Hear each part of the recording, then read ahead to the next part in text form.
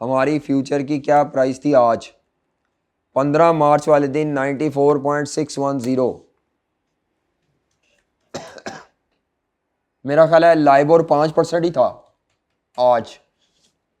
आज लाइबोर शायद 5% ही था। कहाँ लिखा हुआ है लाइबोर लाइबोर लाइबोर? ये ऊपर था। तो इसका मतलब है ये चलो 95 ही आएगा। तो जी मैं इसमें को प्लस माइनस का फ़र्क नहीं रखता, मैं बड़ी में से ही छोटी माइनस करता हूँ ताकि ये प्लस में ही रहे। ठीक है, माइनस प्लस का साइन नहीं लगाता, मैं माइनस का नहीं लगाता। तो मैंने 95 में से वो माइनस कर दिया। 0.39% के हैं ये बेसिस, 0.39% के। हाँ जी, एक माह की अमोर्टाइजेशन क्या बनेगी? 0.39% या डिवाइडेड बाय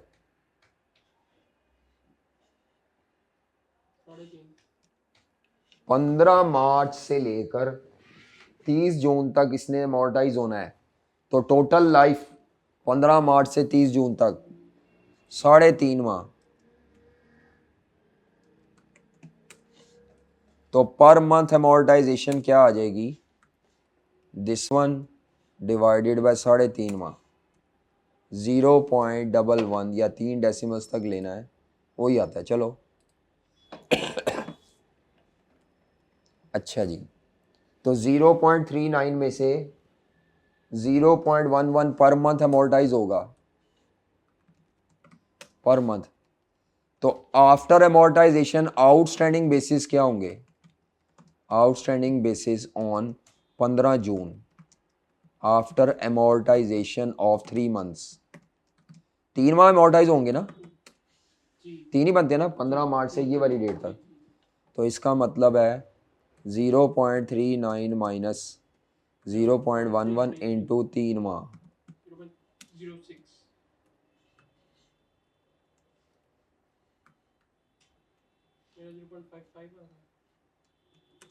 0.06।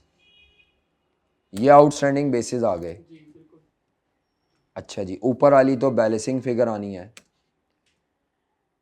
लोन वाली डेट पे आपका लाइबोर रेट क्या है, उससे ये स्पॉट रेट से ये निकालें। तो उसने कहा था लोन वाली डेट पे लाइबोर रेट हो गया 6%। तो ये आ जाएगा 94।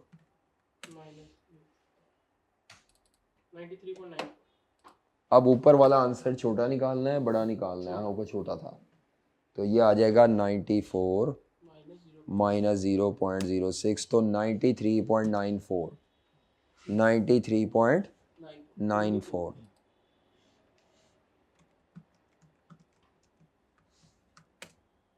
सर मुझे यहाँ तक कंफ्यूजन चली गई थी कि मैं इसको कैश सेटल्ड की जगह पूरे पूरे पेमेंटों से कर रहा था, तो बिल्कुल 93.94। चलो अब आपके कॉन्ट्रैक्ट्स भी आ गए। अच्छा जी, बाय फ्यूचर की प्राइस 93.94, गेन आ गया 0.67%। गेन आया मेरा ख्याल है, हाँ गेन आया 0.67%। टोटल गेन फिर कितना आएगा? 0.67% इंटू 28 कॉन्ट्रैक्ट्स। 5 लाख का एक कॉन्ट्रैक्ट है, इंटू कॉन्ट्रैक्ट ड्यूरेशन लेना होता है इधर। कॉन्ट्रैक्ट ड्यूरेशन, लोन ड्यूरेशन नहीं, कॉन्ट्रैक्ट। ये कॉन्ट्रैक्ट फ्यूचर का सारा डेटा है। जहां कॉन्ट्रैक्ट साइज और नंबर ऑफ कॉन्ट्रैक्ट आएंगे वहां कहीं लोन ड्यूरेशन नहीं आ सकता, वहां आना ही कॉन्ट्रैक्ट ड्यूरेशन है। तो मेरे ख्याल से ये क्या बनेगा, शायद ये सही बन गया ऊपर से। हाँ जी बिल्कुल ठीक है। 27 की जगह कर लूँगा 28 कॉन्ट्रैक्ट। 23,450 का गेन है। जवानो चेक करो प्लीज़, 23,450 का।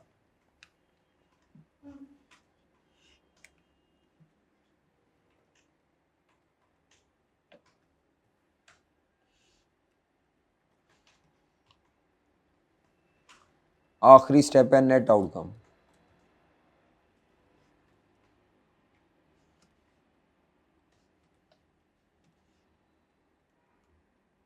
हाँ जी, ये नहीं आ रहा?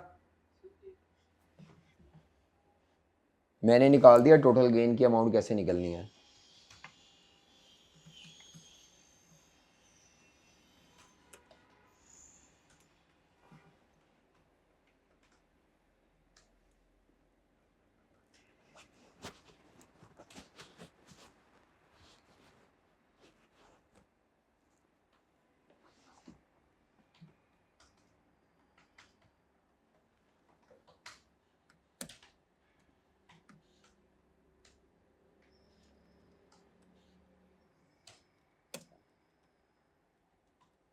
जी, नेट आउटकम में अब हम लिखेंगे actual interest cost at market rate. तो मैं ये दोबारा नहीं निकालूंगा, जो मैंने एफआरए में निकाला था वही कॉपी पेस्ट। लो जी, एफआरए में नेट आउटकम में जो निकाला था वही कॉपी पेस्ट, ये सेम होता है। ये लें जी,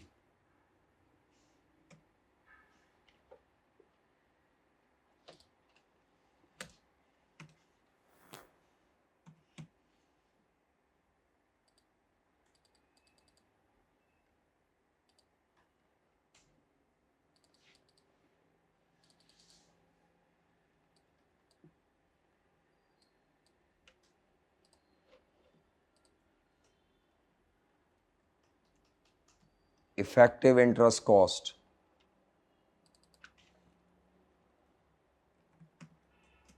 6.08% और ये आपकी फाइनल कॉस्ट है। ये गेन था और ये भी इंटरेस्ट कॉस्ट थी।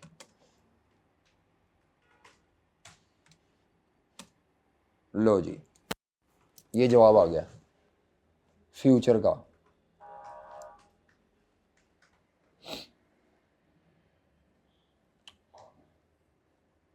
किसका जवाब आ गया?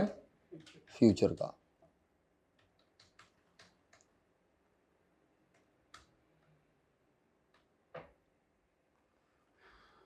अब हमने ऑप्शन करना है और फ्यूचर को ही 80-90%, 99% कॉपी करना है।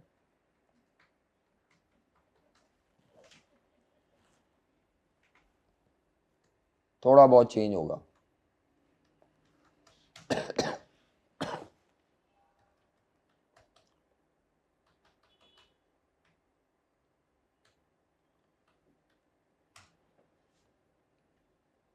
जी ठीक है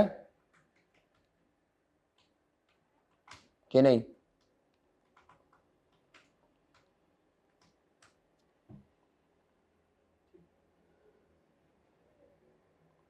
ऑप्शंस पे चले अब ऑप्शंस वाला जो है उसमें आपने ध्यान से लिखती जानी है बातें जो समझना है, क्योंकि ये हम डायरेक्ट सवाल से कर रहे हैं, वो इसलिए कि थोड़ा चेंज है। अगर आपने इंटरेस्ट रेट फ्यूचर नहीं किया हुआ फिर तो वो सारा ही नया है। अगर आपने इंटरेस्ट रेट फ्यूचर से सवाल पहले हल किया हुआ है तो आपका आंसर बहुत कम, मतलब बहुत कम मेहनत करनी पड़ेगी, सिर्फ 1 से 2% की मेहनत है, बाकी छापा प्रोग्राम। अच्छा जी, ऑप्शन बताएं जी, बाइंडिंग है नॉन बाइंडिंग है? ऑप्शन बाइंडिंग है नॉन बाइंडिंग है? नॉन बाइंडिंग है। तो पहला चेंज तो ये आएगा बिल्कुल फ्यूचर मार्केट की तरह, अगर गेन आ जाए तो लिखना है, लॉस आ जाए तो ऑप्शन में नहीं लिखना। ये जो आप गेन लॉस नहीं निकालते हैं फ्यूचर में, जैसे ऑप्शन में अगर गेन होगा तो पोजीशन क्लोज करेंगे, अगर लॉस होगा तो पोजीशन को क्लोज तो आप पहले ही चेक कर लेंगे कैलकुलेटर पे कि गेन आता है लॉस आता है। अगर लॉस आ रहा हो तो ऑप्शन में पोजीशन क्लोज नहीं की जाएगी, आप कहेंगे ऑप्शन इज नॉट एक्सरसाइज। ये पहला चेंज है। और यानी ये सारा जो क्लोज वाली बातें मैं लिख रहा हूं, आप अपना टाइम बचा सकते हैं इसे जान। हाँ, ये कब लिखनी है सारी? अगर गेन का पता कैसे चलता है, आप ये बस चेक कर लें सेल माइनस बाय करके, आपको पता चल जाएगा। गेन आना है तो ये सारा प्रोसीजर छापेंगे, लॉस आना होगा तो आप कहेंगे option on interest rate future is not exercise, in the money नहीं है। ठीक है, बात समझ आ रही है? लेकिन अगर हम ऊपर तरतीब से चलें तो आप कहेंगे सर जी ये टाइप में क्या चेंज आएगा? टाइप में क्या चेंज आएगा? यहां क्या लिखा हुआ है? सेल इंटरेस्ट रेट फ्यूचर, अगर लोन का सवाल है तो बिल्कुल ये भी लिखना है, लेकिन ऑप्शन में जो सेल होता है वो इक्वल टू पुट ऑप्शन होता है। इक्वल टू क्या होता है, तो इसके साथ ब्रैकेट में लिखना है इक्वल टू पुट ऑप्शन। अगर आप इन्वेस्टमेंट का सवाल कर रहे होंगे, जैसे हमने वो पहले किया था 20.7, तो आपने बाय फ्यूचर अगर होना तो उसके साथ लिखना है call option, interest rate call option. Sell future हो तो क्या लिखना है, ये चेंज कुछ नहीं हुआ, पहले करेंसी में भी ऐसे ही होता था, बाय फ्यूचर के मुतबादिल होता था कॉल ऑप्शन, सेल फ्यूचर के बदले क्या होता था, तो यहां पे भी वैसे ही है। समझ आ रही है। लोन के सवाल में क्या आएगा, मैं जरा चेंजेस बता रहा हूं। इंटरेस्ट रेट ऑप्शन के टॉपिक में क्या चेंजेस आनी है,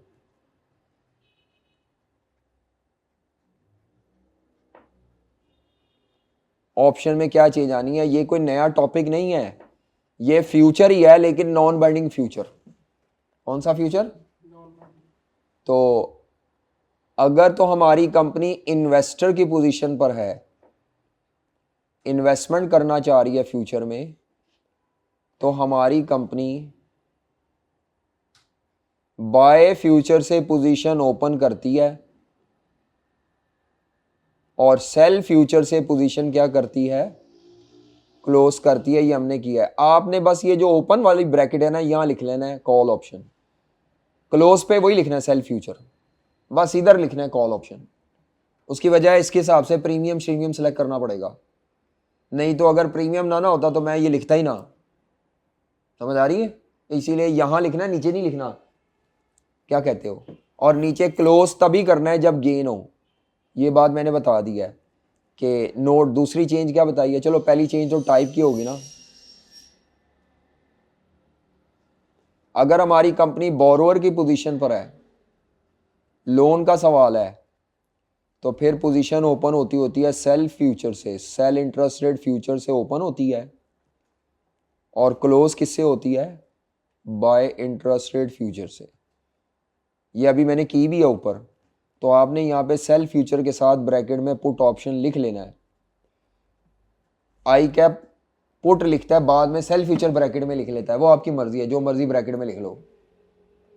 आई कैप इसको बाहर लिखता है, इसको ब्रैकेट में लिख देता है, मैं इसको ब्रैकेट में लिख रहा हूँ, आना दोनों ही है। ठीक है, इक्वल टू पुट ऑप्शन। ये पहला चेंज है। दूसरा चेंज क्या आएगा, दूसरा चेंज एक्सरसाइज प्राइस पिक करेंगे फ्यूचर प्राइस की जगह। दूसरा चेंज क्या आएगा, जब आप पोजीशन ओपन करेंगे, ओपन द पोजीशन में फ्यूचर प्राइस लेने की बजाय, ओपन द पोजीशन में फ्यूचर प्राइस लेने की बजाय यहां पर क्या ले लेंगे, एक्सरसाइज प्राइस। ओपन के वक्त, क्लोज की बात नहीं कर रहा, क्लोज में सेम वही लेंगे। यानी दूसरा चेंज है प्राइसेस का। क्या चेंज है, जब पोजीशन ओपन करेंगे तो एक्सरसाइज प्राइस लेंगे, और जब पोजीशन क्लोज करेंगे तो वही क्लोजिंग फ्यूचर प्राइस जो एस्टिमेट की हुई थी वही लिख देंगे, दोबारा निकालने की ज़रूरत नहीं है। हाँ, अगर आपने इंटरेस्ट रेट फ्यूचर से सवाल हल ही नहीं किया हुआ पहले, फिर आपको मजबूरन ये निकालनी पड़ेगी। निकालने का तरीका वही आउटस्टैंडिंग बेसिस वाली है। तो जब आप पोजीशन क्लोज करेंगे तो जो क्लोजिंग फ्यूचर प्राइस आपने ली थी ना आउटस्टैंडिंग बेसिस वाली, वही छापा लगा देंगे। ऐसा कम होता है, बल्कि आई कैप में तो तकरीबन होता ही नहीं कि वो आपको खाली इंटरेस्ट रेट ऑप्शन दे दे, वो फ्यूचर के साथ देता है। अगर वो दे दे तो कोई मसला नहीं, आपने क्लोजिंग फ्यूचर प्राइस को वैसे ही एस्टिमेट कर लेना जैसे पहले किया था। ठीक है, आगे चलें, नेक्स्ट आ जाए। तीसरा चेंज, नंबर ऑफ कॉन्ट्रैक्ट नहीं, नंबर ऑफ कॉन्ट्रैक्ट में कोई चेंज नहीं आएगा। हाँ, हेज कंस्ट्रक्शन के ऊपर एक एक्स्ट्रा चीज आ जाएगी, प्रीमियम कॉस्ट। क्या आ जाएगी, वो तो ऑप्शन में हमेशा आती है आज की डेट पे। प्रीमियम कॉस्ट आज पे करेंगे, तो प्रीमियम कॉस्ट का फॉर्मूला क्या होगा, वही जैसे पहले आपने करेंसी में भी किया हुआ है, प्रीमियम रेट परसेंटेज में दिया होगा। प्रीमियम रेट कॉल पुट के हिसाब से उठाना है। किसके हिसाब से उठाना है, और एक्सपायरी डेट के, प्रीमियम रेट इनटू क्या होता है, नंबर ऑफ कॉन्ट्रैक्ट्स इनटू क्या होता है, कॉन्ट्रैक्ट साइज। इस टॉपिक में जब भी number of contract into contract size आ रहा है तो साथ फ्यूचर कॉन्ट्रैक्ट का ड्यूरेशन भी आएगा, कॉन्ट्रैक्ट या ऑप्शन कॉन्ट्रैक्ट का ड्यूरेशन डिवाइडेड बाय 12। नहीं दिया हुआ ऑप्शन का तो फ्यूचर वाला ही ले लें 3 माह, ठीक है। अगर ओटीसी हुआ तो नहीं आएगा। ओटीसी हुआ तो फिर वो प्रीमियम कॉस्ट सिंपल परसेंटेज या अमाउंट दी होगी, अगर परसेंटेज दिया है तो लोन के अमाउंट पे लगा दें बस, सिंपल, ठीक है, समझ आ रही है। तो प्रीमियम कॉस्ट, ये वैसे मैं जो करा रहा हूँ ये ट्रेडेड ऑप्शन है, ओटीसी वाला करेंसी में आता है, इसमें शायद ना आए या ज़्यादा नहीं आता, लेकिन अगर आ जाए तो फिर आपने ये ट्रेडेड के लिए, चलो ओटीसी वाला भी बता देता हूँ, वहाँ पे प्रीमियम रेट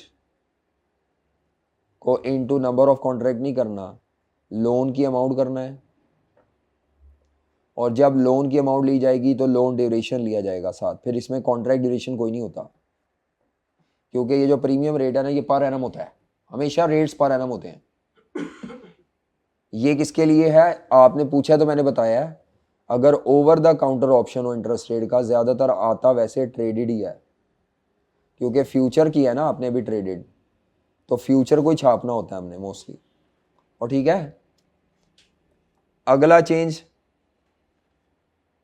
वो मैंने बताया कि क्लोज कब करना है, हाँ क्लोजिंग का क्या चेंज है, चौथा चेंज है क्लोजिंग कब करेंगे,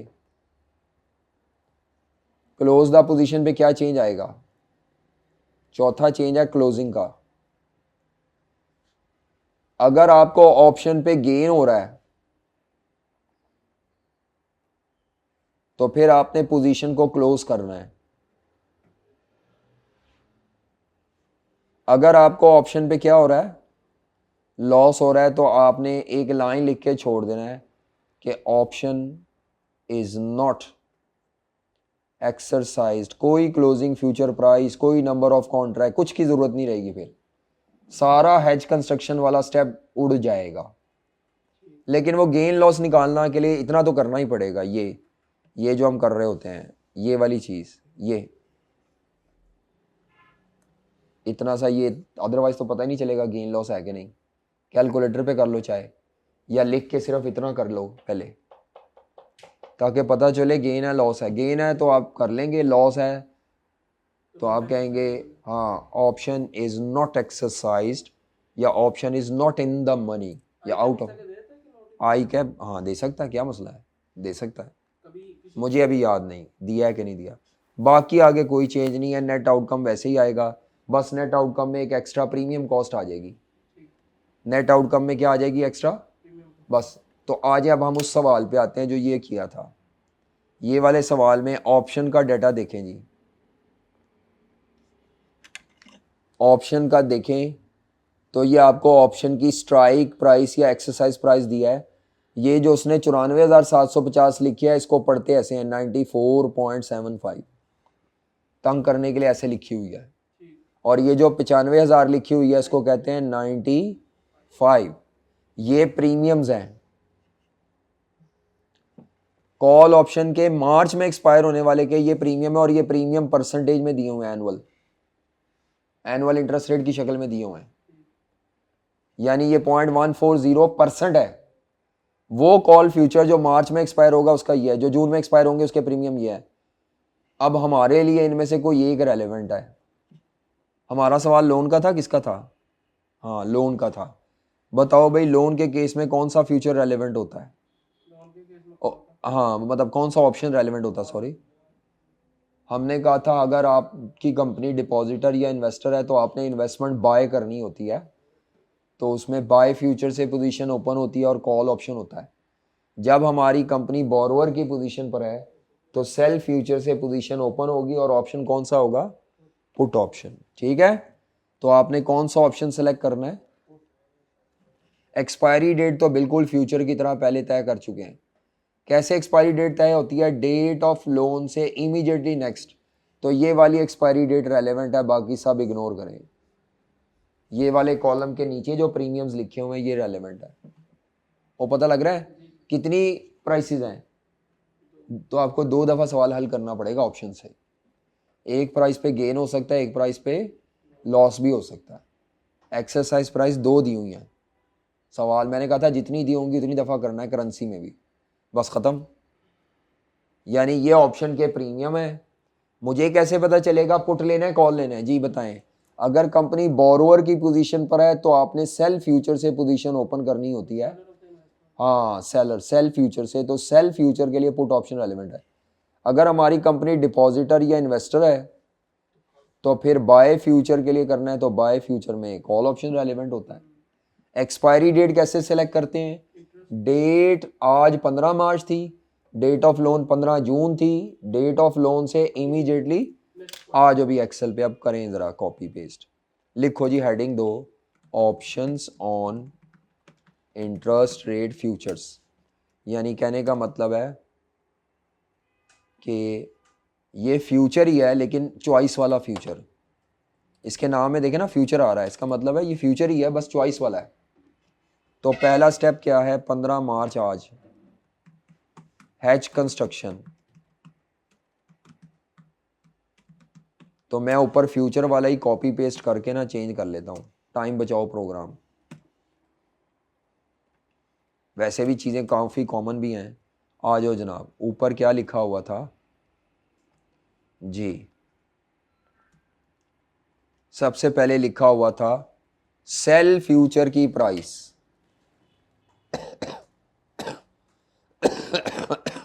वो लिखा रहेगा, लेकिन उसके साथ ब्रैकेट में क्या लिखना है? सेल फ्यूचर प्राइस का मतलब है ऑप्शन की ज़बान में पुट ऑप्शन एग्रीमेंट होगा। एक्सपायरी डेट सेम है। फ्यूचर की प्राइस लिखने की बजाय स्ट्राइक रेट्स या एक्सरसाइज प्राइस जो भी दी हुई हैं, एक्सरसाइज प्राइसेस दी हुई हैं, 2 दी हुई हैं। एक दी हुई थी 94.75 और दूसरी दी हुई है 95। जितनी भी दी हो सारी लिखनी है। स्ट्राइक उसने कहा था आप चाहे स्ट्राइक रेट इस्तेमाल कर लें, लफ्ज स्ट्राइक प्राइस।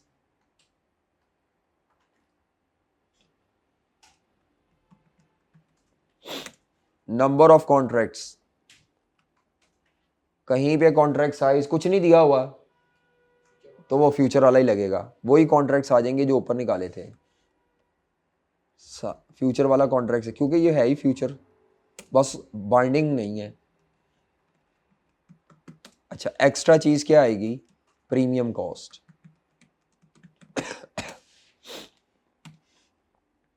एक्स्ट्रा चीज क्या आएगी? तो प्रीमियम का rate into number of contracts into contract size into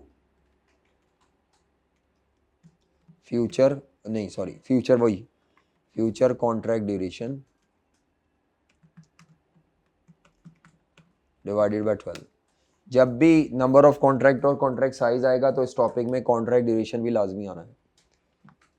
अब आपने कौन से एक्सपायरी वाले ऑप्शन उठाने हैं और पुट उठाने हैं, तो मैंने यहाँ पे पुट ऑप्शन जून एक्सपायरी वाले उठाए, तो ये 2 दफ़ा आएंगे। ये प्रीमियम 2 दफ़ा निकालना पड़ेगा, एक उस एक्सरसाइज प्राइस पे, एक इस पे। 0.390% है तो आओ निकालो 2 दफ़ा। पहली दफ़ा निकालोगे एट 94.75 की प्राइस पे, हाँ जी। तो 0 पॉइंट क्या था? 390% into 28 contracts into contract size है वही 5 लाख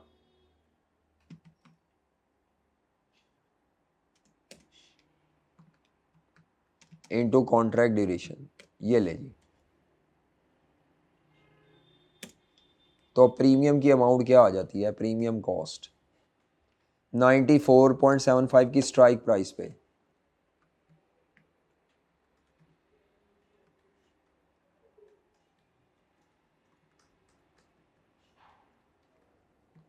ये आती है जी प्रीमियम कॉस्ट 13,650। दोबारा यही निकाल लें।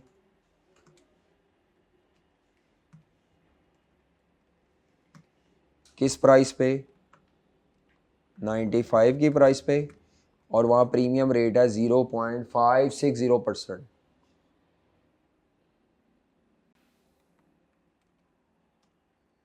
लें जी,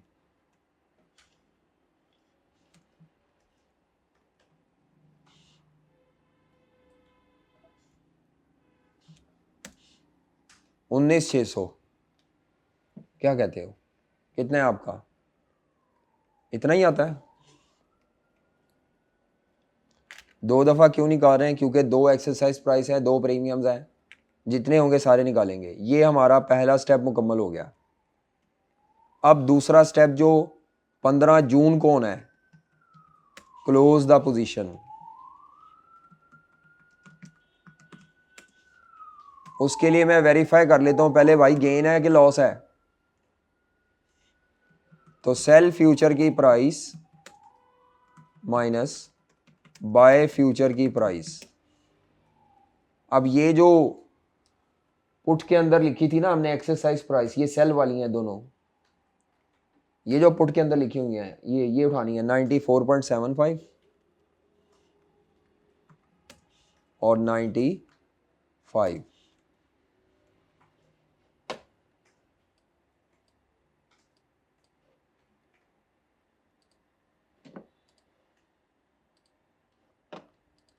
ये कहां से आई हैं? ये सेल फ्यूचर की प्राइस में ये स्ट्राइक प्राइसेस लिखी हैं। बाय फ्यूचर की प्राइस वही लेनी है जो क्लोजिंग फ्यूचर की लिखी थी ऊपर। आओ जरा, क्लोजिंग फ्यूचर ऊपर क्या लिखी थी? ये 93.94 जो वर्किंग करके निकाली थी। दोबारा ना निकालने बैठ जाना।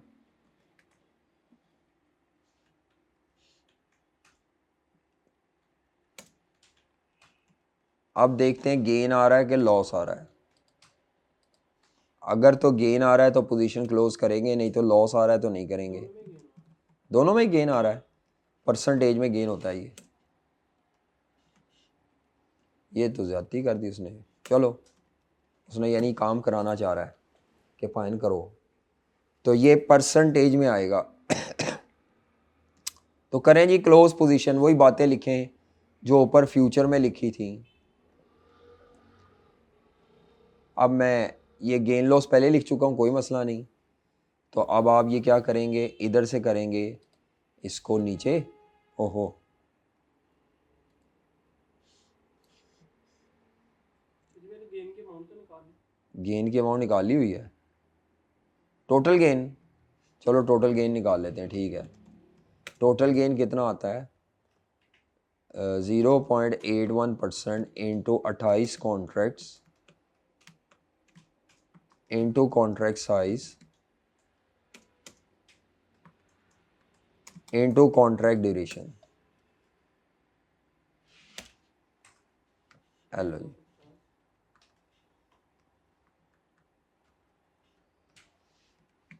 ये आता है जी।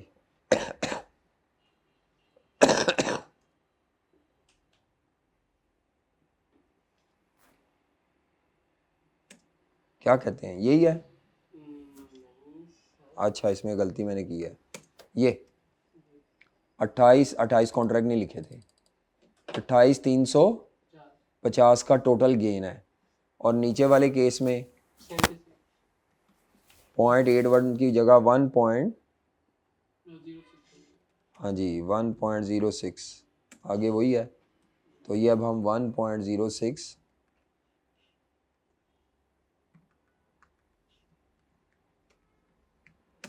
ये ले, फिर मेरा ख्याल 28 कॉन्ट्रैक्ट छड़ देने में। 28 कॉन्ट्रैक्ट ये ले जी 37,100।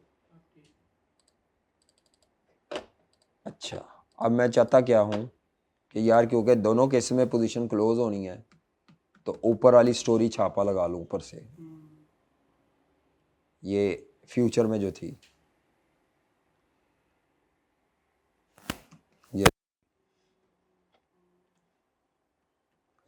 ये buy interest future. Expiry date क्या लिखनी है? 30 जून। क्लोजिंग फ्यूचर प्राइस वही लिखनी है 93.94। नंबर ऑफ कॉन्ट्रैक्ट थे 28।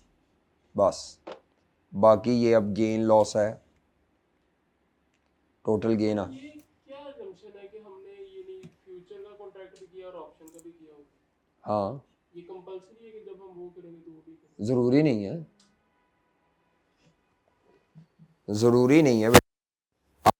कई मेथड है, उनमें से आप जिस पे मर्जी चले जाएं, लेकिन जो फ्यूचर है वो इंडिपेंडेंट है, लेकिन जो option on interest rate future है वो फ्यूचर ही है लेकिन बाइंडिंग वाला नहीं है, बस ये फ़र्क है। तो इस कंपनी ने फ्यूचर बाइंडिंग वाला भी किया और नॉन बाइंडिंग फ्यूचर भी किया, दोनों फ्यूचर्स किए हैं। बाइंडिंग वाले को ऑप्शन कह देते हैं, ओ खाली फ्यूचर कहते हैं, नॉन बाइंडिंग को option on interest rate future कहते हैं। समझ आ रही है? ये दोनों क्लोजिंग के रेट फर्क नहीं हो सकते? इन्हें अगर दोनों भी किए हैं लेकिन ये अगर आप इसकी बेस पे एस्टिमेशन दोबारा करें फिर टाइम ज़ाया होगा, बस और कुछ नहीं है। वैसे फर्क होगा। होगा, फिर वो फ़र्क हो जाएगा। हमने पेपर में नहीं करना, अगर फ्यूचर किया हुआ है पहले कैलकुलेट। जब आपने फ्यूचर कैलकुलेट किया हुआ है तो वही क्लोजिंग फ्यूचर प्राइस ले ले, दोबारा एस्टिमेट करने की ज़रूरत नहीं। कई लोग इसकी बुनियाद पर दोबारा निकालते हैं क्लोजिंग फ्यूचर प्राइस, तो वो टाइम ज़ाया होगा।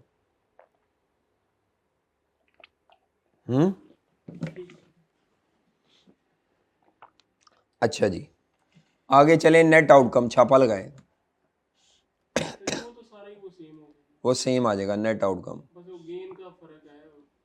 नेट आउटकम सेम आ जाएगा, ये जो है फ्यूचर वाला, और बीच में वो आ जाएगा ना ऑप्शन प्रीमियम। तो लो जी, ये आपका नेट आउटकम। जिसको ऑल टच वी कर ले। भाई शॉर्टकट नहीं लगाने, सॉफ्टवेयर में नहीं लगेंगे। क्या करते हो? क्या करते हो? वहां नहीं लगेंगे तो खपोगे। मुझे तो बताया किसी बंदे ने कुछ 2-3 दिन पहले, मुझे तो पता ही नहीं था। मैं तो सीधा साधा बंदा, कंट्रोल सी, फिर इधर जाके पेस्ट स्पेशल, फिर ये, मैं तो सादा। अच्छा भाई निकालो जी, इंटरेस्ट एक्चुअल कॉस्ट क्या आती है, वो ऊपर जो आपने ये निकाली थी, ये लें जी।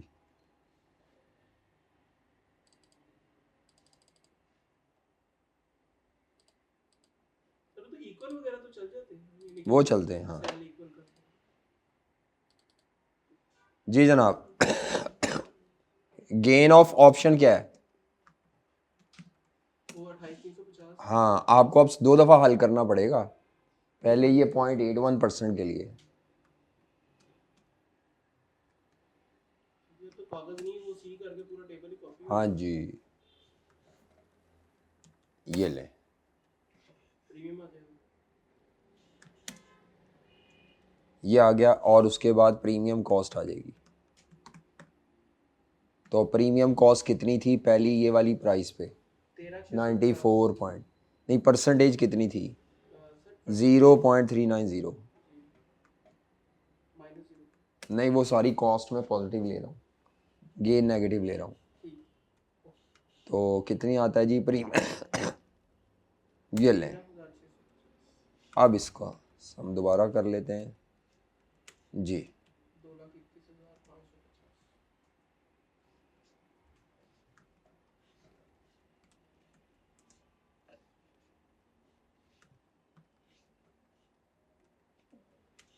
लो जी, ठीक हो 6.33%। लेकिन अगर एक प्राइस हो, ये नेट आउटकम हमने किस पे निकाला है? हमने निकाला अगर 0.8। 94.75 की एक्सरसाइज प्राइस हो, बिल्कुल दूसरी प्राइस पे दोबारा निकालना पड़ेगा 95 पे। उसके आगे भी कॉलम बना सकते हैं, ठीक है। मैं इधर लिखने लगा हूँ। लो जी,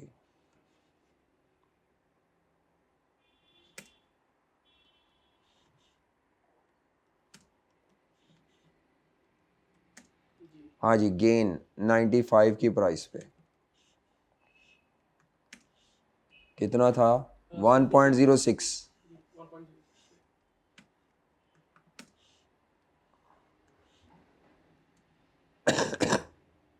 37,100। और प्रीमियम कॉस्ट जो थी वो 0.390 नहीं थी, 0.560, और प्रीमियम कॉस्ट की अमाउंट निकली हुई थी 19,600। ले जी, दोनों प्राइसेस पे हमने सोल्यूशन परफॉर्म कर लिया, इसका गेन इतना बड़ा था कि उसने उसके प्रीमियम को बढ़ने के कवर बाद कर दिया। हाँ, उधर भी कवर करोगे गेन ने। नहीं, इन दोनों के कंपैरिजन में अगर इन दोनों ऑप्शंस को कंपेयर करें तो ये वाली कॉस्ट का मैंने नीचे हो गया, हालांकि इसका प्रीमियम अब आपको अगर रिकमेंडेशन करनी पड़े तो वो कैसे करेंगे? सबसे कम cost। हाँ जी बिल्कुल, लोन का सवाल है तो सबसे कम कॉस्ट। तो सबसे पहले FRA में आपका इफेक्टिव रेट क्या आ रहा है? FRA का जवाब परसेंटेज में क्या आ रहा है? रेट्स की बेस पर डिसीजन लेते हैं, इसको रेट्स पे रेट्स की बेस पर डिसीजन ले लेते होते हैं, इसीलिए रेट्स निकाले हैं। हाँ जी, तो FRA में हमारा जो रेट आ रहा है दैट इज 6.13%। उसके बाद short term interest rate futures, उसमें जो हमारा रेट आ रहा है 0.08%, और options on interest rate futures at 94.75 की एक्सरसाइज प्राइस पे करें तो आ रहा है 6.33%।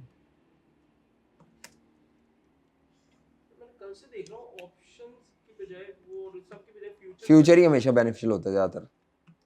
Options on interest rate futures at 95 की एक्सरसाइज प्राइस पे।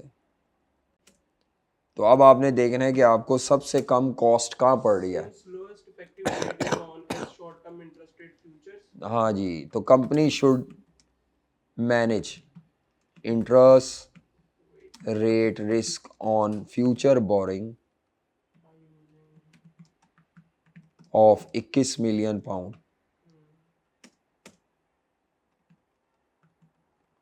by using short-term interest rate futures due to lowest effective interest cost। बस ये हो गया जी मुकम्मल। तो ये सवाल बहुत अच्छा है। अब कोई 60% समझ आ। अभी भी 60% आया है, अल्लाह अकबर। मुझे दोबारा करूंगा ना एक बार फिर ये सवाल वाकई बार बार करने वाला है। तो ठीक हो जाए। मैं झूठ नहीं ना बोलता कि 100% आ गया, मेरे मुताबिक तो 60%। जब आप खुद करेंगे फिर डाउट्स आएंगे। एक दो बात होगी ना, ये नहीं ये अभी मैं अगर 3 दिन बाद करूंगा ना मैं फिर जीरो हो जाऊंगा। ये ऐसे ही है, इस टॉपिक में ये मसला है। जब तक आप रेगुलर रिवाइज नहीं करेंगे मसला रहेगा। तो आपने हर रोज इसका एक सवाल करना है, एक दिन कमोडिटी का, दूसरे दिन इंटरेस्ट रेट का, तीसरे दिन करेंसी का, या जो भी, एफआरए के मैंने 3 या 4 किए थे, तो वो मुख्तलिफ या एक ही दिन में सारे FRA कर लें, कमोडिटी का, इंटरेस्ट रेट का, और वो फिर एक ही दिन में सारे फ्यूचर्स कर लें, ऐसे भी हो सकता है। और एक ही दिन में सारे ऑप्शंस कर लें ताकि आपको उनके फ़र्क भी पता चल जाए। सर मैं इस तरह करता हूँ कि एक ही दिन में मुख्तलिफ रैंडम क्वेश्चंस करता रहता हूँ ताकि वो भी ठीक है, हाथ सब वो देख लें आप जैसे आपको आसान लगे। लेकिन ये सवाल बड़ा अच्छा है। मेरा तो प्लान था एक और सवाल कराने का, लेकिन टाइम ख़त्म हो गया बस। तो अब आपने घर से क्या करके लाना है, कल नोट कर ले, और वो लाजमी करके लाना है, टाइम ज़ाया नहीं करना। ठीक है। कल की क्लास में हम स्वैप्स करेंगे। आप सवाल जो करके लाएंगे उसका प्रॉब्लम मैं बता दूंगा, लेकिन आप करके खुद लाएंगे। अभी आपने को मेरा ख्याल है कोई और चीज़ भी पता नहीं कहा था, बता दें, क्या बता दें? नहीं नहीं नहीं, अल्फ़ा मोटर वाला कुछ कह रहे थे, रीड कर दे।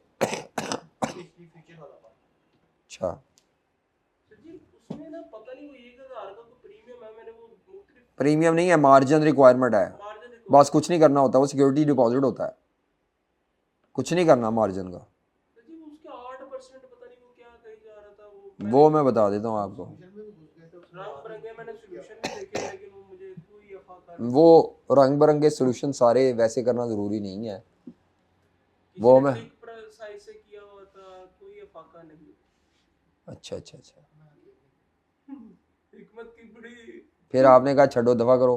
मैंने जो 2 किए हुए थे वही मैंने कर दिए, बकाया मैंने फिर मिट्टी कर दिया।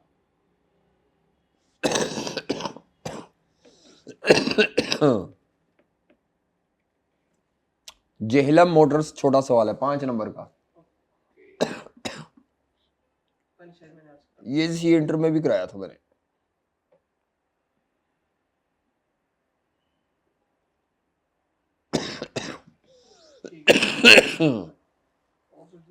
और समर बाई 21 का जैबरा लिमिटेड,